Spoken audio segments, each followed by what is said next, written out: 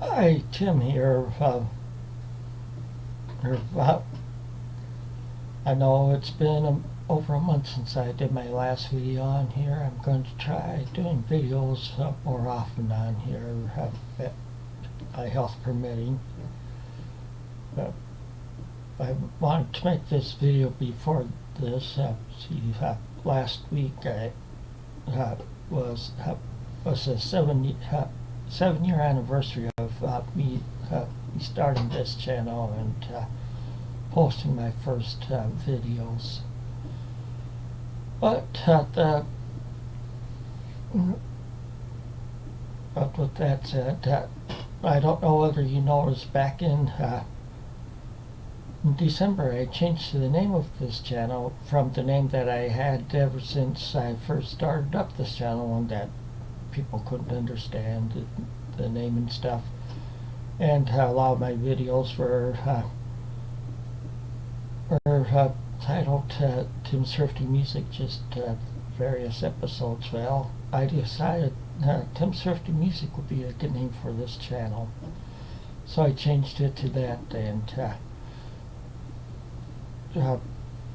but you'll see me starting with all my videos on. It'll be TTM and a number, and then like the title of the video or whatever. Or like this is the first one of a new series I'm having, which I'm calling Album Spotlight, where on these videos I'll spotlight an album that I've been listening to, and I'll talk a little bit about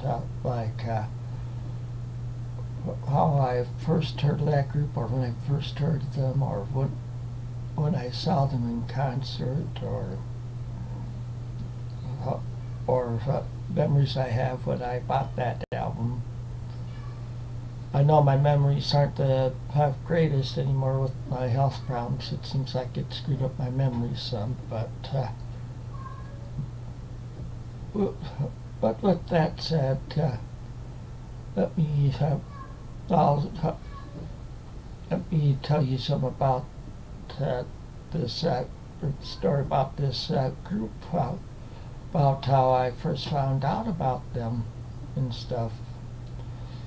See, it will be 4 years ago this coming June, or not 4 years, but 40 years ago this coming June. I went to a concert in Davenport, Iowa. It was my brother, my sister, one of my sister's friends, and me that went to the concert.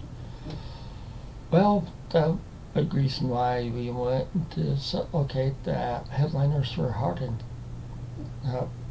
And then also along with them was Nazareth.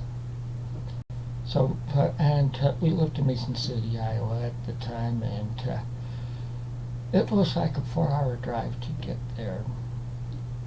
And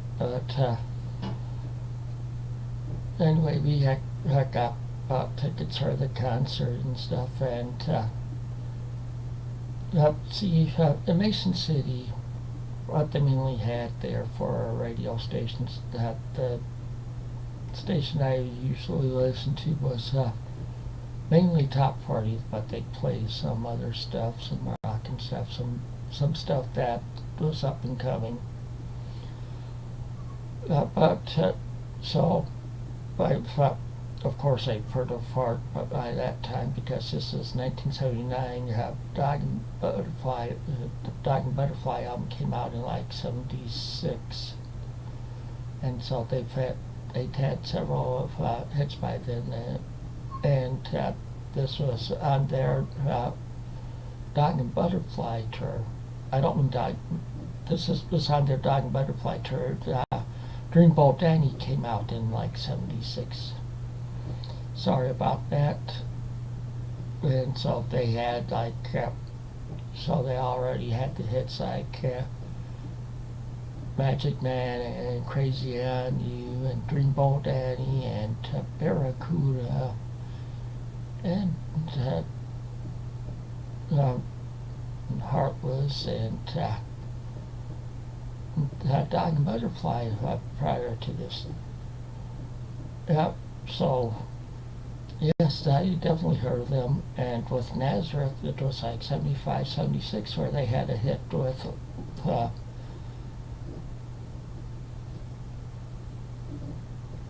oh shoot now. No, I can't remember the name of their well, the song Love Hurts. Uh, they had a hit with that in 75 or 76. I knew about them, plus my brother had some of their albums.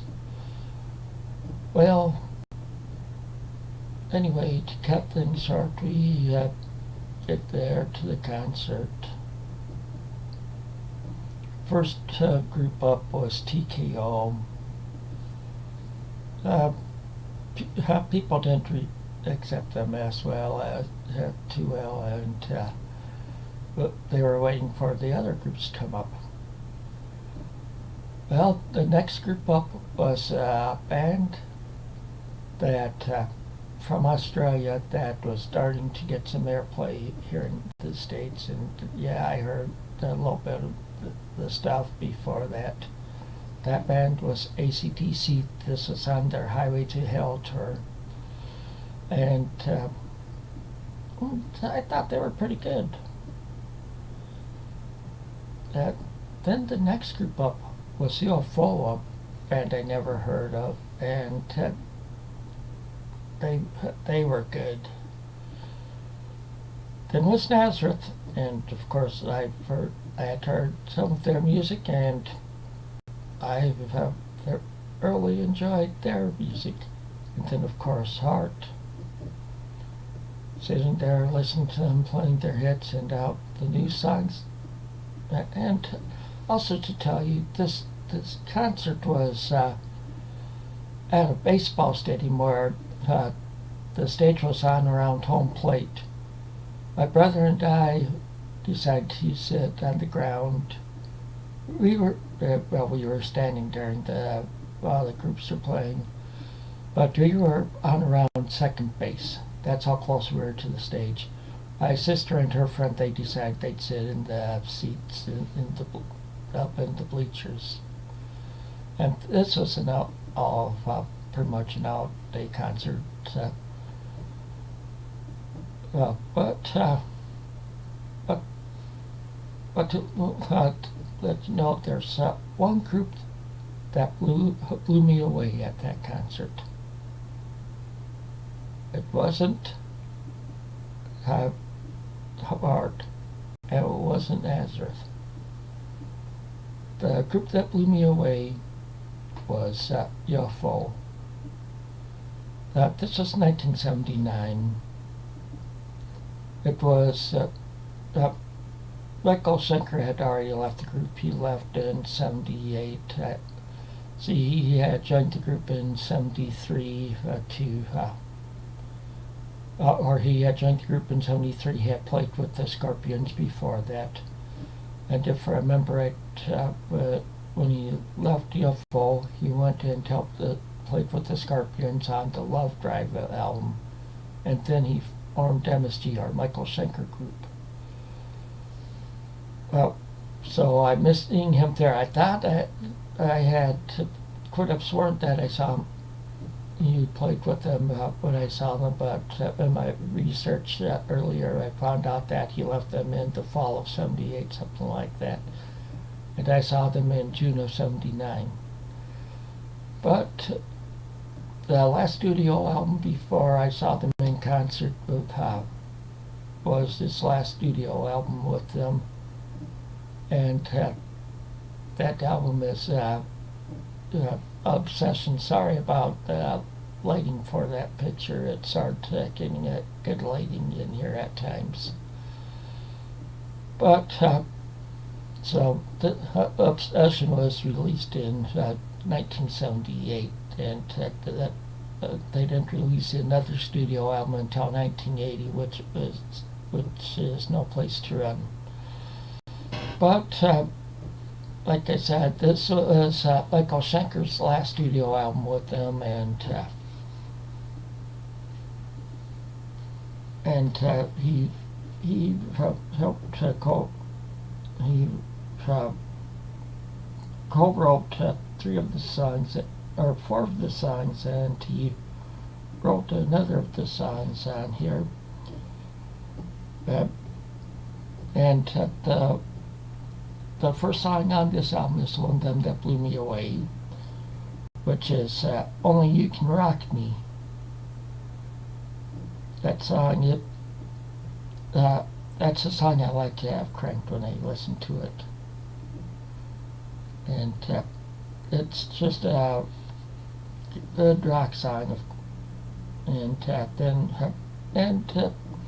this concert helped introduce me to more heavy or harder rock and groups that I had listened to some before this, like Deep Purple, of course, and Angel and Kiss and some of the bands like that. But this one just with AC/DC and UFO alone. Well, anyway, so Only You Can Rock Me is the first one on here, which is a good all-out rocker.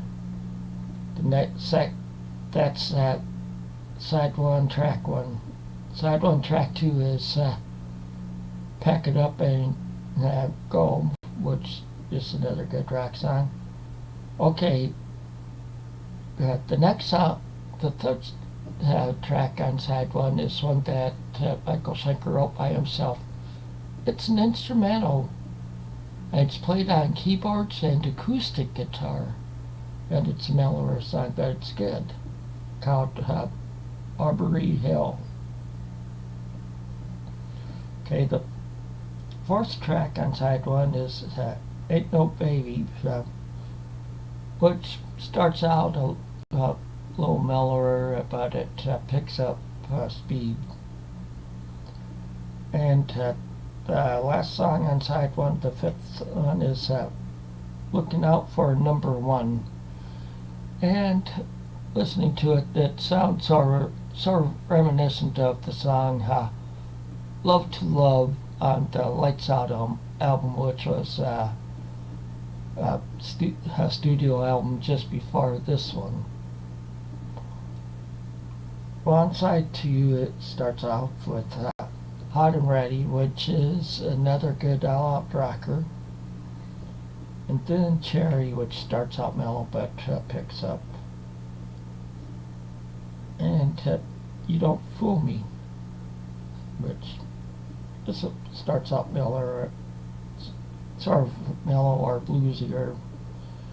And then it's another instrumental, which is Looking Out for Number One, Reprise. And then that goes into one more for the Rodeo, which is another rocker, and the album ends off with Born to Lose, which is another mellower song that picks up. So, and I should say the musicians on here are Phil Mogg, vocals. He's pretty much the guy that formed the group, and he's been in the group around the only one that's been in the group ever since the beginning. Michael Schenker played guitars on here, and Pete Way played bass. Paul Raymond, he played keyboards and rhythm guitars, and Dandy Parker on drums.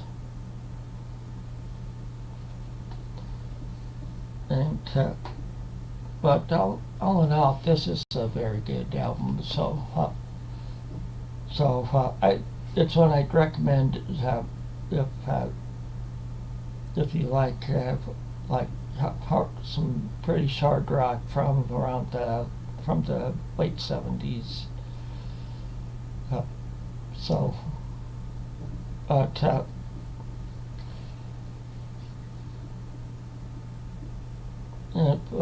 with that said, I'm going to try getting at least one video a week. I'd like to get one of these album spotlight videos done each week, and possibly another video. We'll see though. I'm not sure, because for one thing, I'd have to come up with ideas. So with that said, until next time, take it easy and keep on rocking.